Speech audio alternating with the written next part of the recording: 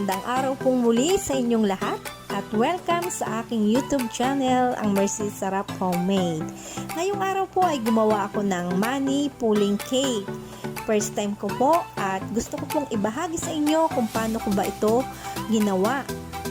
Tayo na po, samahan ninyo ako sa aking paggawa ng money cake. Watch po muna natin si client. Allowance ko to next month. Yeah! Allowance daw niya next month. Alam mo ah. Happy birthday to you. Happy birthday, and the star burn tonight. Happy birthday. Ang una pong natin gagawin ay aayusin po natin yung mga pera. Bibilangin po natin from our client yung mga lukot-lukot, aayusin po natin yan. Dapat ay flat po siya bago ilagay sa plastic. So kung mga lukot-lukot at wala kayong pamalit, pwede nyong iipit muna sa book para maging flat yung pera. So yung plastic po na ating gagamitin ay saktong-sakto po sa ating pera yan, kasukat po kasukat.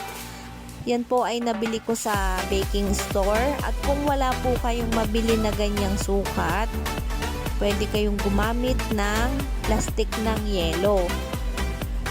And then pagdidikit-dikitin lang ng gagamit ng tape. So yung aking plastic may mga kanya-kanya siyang pandikit pang silid niya. So hindi po tayo gagamit ng tape. Gagamit tayo ng straw at barbecue stick, yung sago straw po, para doon natin po iro-roll ang ating pera. So next is pagdidikit-dikitin natin yung mga pera na nailagay natin sa plastic. Ayan, may pandikit siya. Diyan natin ididikit yung mga dulo ng pera na ating inilagay sa plastic. Ganyan lang. So hanggang sa matapos. Kung plastic naman ng yelo ang gamit ninyo, gagamit kayo ng tape para pagdikit-dikitin ang pera. So yung dulo po ng pera, nilagyan ko ng kaunting tape. Idinikit ko sa straw. So yung straw, doon natin i-roll yung ating pera. So roll lang po natin hanggang sa matapos. Ganyan lang po, ikot-ikutin lang po natin hanggang sa mag-roll ng lahat ang ating pera. Yung plastic ng ating pera, kung mapapansin ninyo, hindi siya nagbabubbles kasi open po yung plastic niyan, may butas. So hindi ko na ho yun isinara. At yung pinakadulo niya, naglagay lang po ako doon ng tali.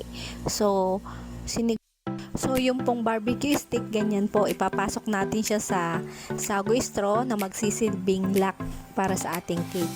And then sukatin po muna natin ang ating barbecue stick.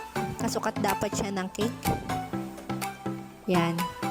And then magsukat na rin po tayo ng ating bubutasan na paglalagyan ng ating pera. And then tayo ay magbubutas na ng ating cake para sa lalagyan ng ating pera. So kailangan maingat po. So ito pong cake ay naka-overnight po yan sa ref. Na-chill ko na po siya ng overnight bago po natin butasan, para po nakaset na po talaga yung mga icing niya. Talagang kumapit na siya. So dahan-dahan lang po nating ihiwain kasi baka dumulas po yung ating cake. At ang isa pong tip ko sa inyo, kung may magpapagawa sa inyo ng money cake, kailangan itanong po ninyo kung gaano karami yung pera. So kung marami pong pera, i-recommend nyo po na mas malaking cake po ang kailangan. Kasi kung maliit ang cake, baka di po kakayanin kung maraming pera.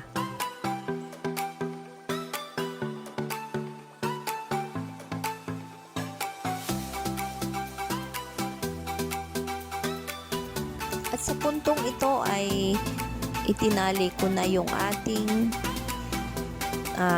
string doon sa ating cake topper bago natin siya ilagay sa loob at lagyan ng icing.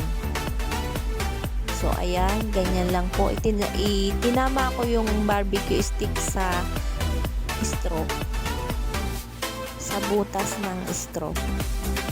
Ang layunin ng barbecue stick na iyan ay para hindi mahatak ba itaas yung ating buong pera. So dahan-dahan siyang, kapag hinila ni client, dahan-dahan siyang aangat. At ibalik natin yung ibang natanggal na cake para matabunan natin yung portion doon sa ibabaw. Then lalagyan po natin yan ng icing para hindi po halatado. At dito na po nagtatapos yung ating paglalagay ng ating money sa loob ng cake. So magde-decorate naman po tayo ng ating cake.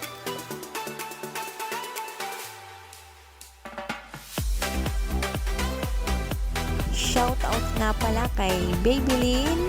Maraming salamat sa iyong tiwala at nagpagawa ka ng money cake. Kahit first time ko lang na gumawa ay nagtiwala ka. Maraming salamat sa iyo. Ingat lagi.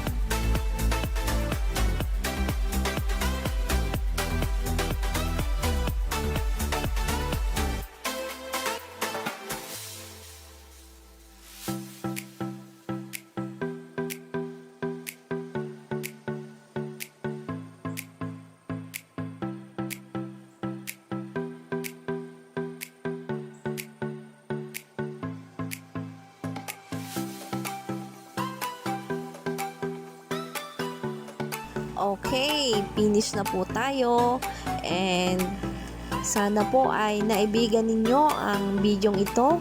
At sa mga baguhan pa lang sa aking YouTube channel, please like, share, and subscribe. Stay safe po tayong lahat. Bye! Thank you for watching.